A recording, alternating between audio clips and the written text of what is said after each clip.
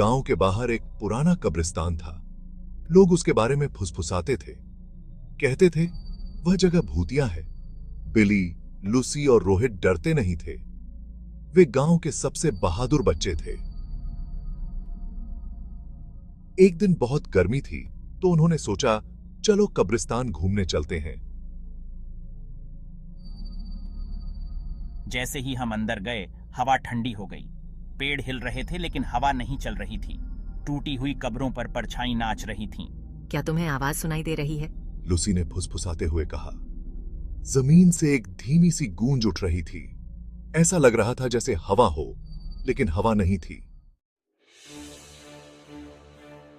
अरे, ये तो बस पेड़ों की आवाज है, रोहित ने कहा, बहादुर बनने की कोशिश करते हुए। लेकिन उसे भी अपनी रीढ़ की हड्डी में एक सिहरन महसूस हुई। दोस्तों ने एक दूसरे से वादा किया था, चाहे कुछ भी हो जाए वे साथ रहेंगे। वे कब्रिस्तान में और अंदर चले गए। फुसफुसाहट और तेज होती गई। ऐसा लग रहा था जैसे यह आवाज किसी खास कब्र से आ रही है।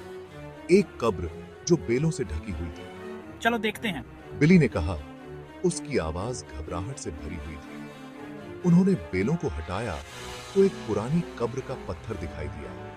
उस पर लिखा था, यहां सो रही है एस्मे, जंगल की चुड़ैल। जैसे ही उन्होंने कब्र के पत्थर को छुआ, उनके चारों ओर एक ठंडी हवा घूम गई। कब्र से एक भूतिया साया उभरा। वह साया लंबा और कंकाल जैसा था और उसके ऊपर फटे हुए कपड़े थे। उसकी आंखें एक अजीब रोशनी से चमक रही थीं। बच्चे डर के मारे हांफने लगे, लेकिन भूत केवल उदास होकर मुस्कुराया। डरो मत, मैं इस कब्रिस्तान का रक्षक हूं। मुझे तुमसे कोई नुकसान नहीं पहुंचाना है। उसकी आवाज सूखे पत्तों की सरसराहट जैसी लग रही थी। बच्चों का डर अब उत्सुकता में बदल गया था। वे ध्यान से सुन रहे थे। भूत ने बताया कि वह एक चुड़ैल के श्राप से कब्रिस्तान में बंधा हुआ है।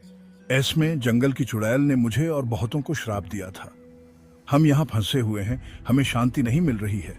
बच्चों को कब्रिस्तान में छिपी एक जादुई किताब के बारे में पता चला। एक किताब जिसमें श्राप को तोड़ने की कुंजी थी।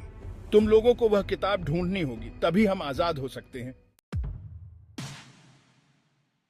रोमांच की भावना और मदद करने की इच्छा से प्रेरित होकर हम किताब खोजने के लिए तैयार हो गए। सावधान रहना बच्चों, चुड़ैल की आत्मा अभी भी इस कब्रिस्तान में घूमती है। हमें कहाँ से खोजना शुरू करना चाहिए? किताब कुएं के पीछे छिपी हुई है। बच्चे सावधानी से कुएं के पास पहुंचे। वह बहुत पुराना और टूटा हुआ था, काई और बेलों से ढका हुआ था। उसके आसपास की हवा में एक अजीब सी भारीपन थी। जैसे ही वे कुएं की जांच कर रहे थे, कब्रिस्तान में एक शरारती सी हंसी गूंज उठी। हे नमस्ते सबको, मैं हूं बोन्स। तुम कौन हो?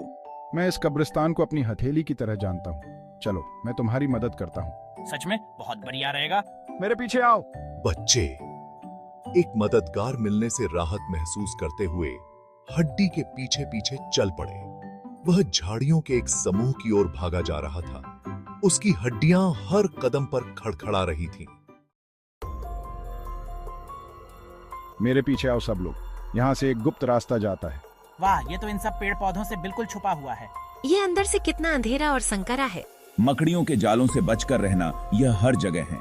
जैसे जैसे वे नीचे उतरते गए, हवा ठंडी और नम होती गई। टपकते पानी की आवाज उनके चारों ओर गूंज रही थी। और कितनी दूर है हड्डी? अब ज्यादा दूर नहीं, चलते रहो बस। एक अरसे बाद रास्ता एक बड़े से कमरे में खुला। एक टिमटिमाता हुआ लालटेन कमरे को रोशन कर रहा था, जिससे दीवारों पर लंबी भयानक परछाई पड़ रही थीं। इस जगह पर अजीबोगरीब चीजें भरी पड़ी हैं। छत से लटकी हुई इन सूखी जड़ी बूटियों को देखो, और अलमारियों पर रखी इन उबलती हुई औषधियों को। कमरे के बीच में एक बड़ा सा करहाहा है। और चौकी पर रखी वह किताब, वह चमक रही है। यह वही जादुई किताब होगी जिसकी हम तलाश कर रहे हैं। जैसे ही बच्चे किताब के पास पहुंचे, एक ठंडी हवा ने लालटेन को बुझा दिया, जिससे पूरा कमरा अंधेरे में डूब गया। क्या तुमने सुना? उनके चारों ओर एक तेज हंसी गूंज उठी। हम अकेले नहीं हैं। चुड़ैल की आत्मा उनके सामने प्रकट हुई। उसकी आंखें गुस्से से जल रही थीं। वह हमारी तरफ आ रही है। वह बच्चों पर झपटी। उसकी कंकाल जैसी उंगलियां उन्हें पकड़ने के लिए आगे बढ़ीं। जल्दी करो, इसे लो। हड्डी ने बिजली की तेजी से चौकी से किताब छीन ली और बिली की तरफ उछाल दी। मुझे याद है कि भूतिया रक्षक ने क्या कहा था। मुझे किताब से पढ़ना होगा। बिली ने किताब खोली और जोर से पिरहा। ऐसा लग रहा था जैसे शब्दों में शक्ति कड़क रही हो। जैसे ही उसने बोला, एक तेज रोशनी ने पूरे कमरे को भर दिया। अंधेरे में चुड़ैल की चीखें गूंज उठी। फिर सन्नाटा छा गया। जब रोशनी कम हुई तो चुड़ैल गायब हो चुकी थी। कमरा एक गर्म, कोमल रोशनी से नहाया हुआ था। हमने कर दिखाया, श्राप टूट गया। बच्चे वापस कब्रिस्तान की तरफ चल पड़े। देखो, वह रहा भूतिया रक्षक। वह अब कंकाल नहीं है, वह अब एक जवान आदमी है। कब्रिस्तान में फंसी अन्य आत्माएं भी दिखाई दी। उनके रूप अब संपूर्ण और शांत थे। धन्यवाद बच्चों, हम आखिरकार आजाद हो गए। कब्रिस्तान अब ठंडा और भयानक नहीं लग रहा था। सूरज तेज चमक रहा था और हवा में चिड़ियों के चहचहाने की आवाज गूंज रही थी। श्राप टूट चुका था।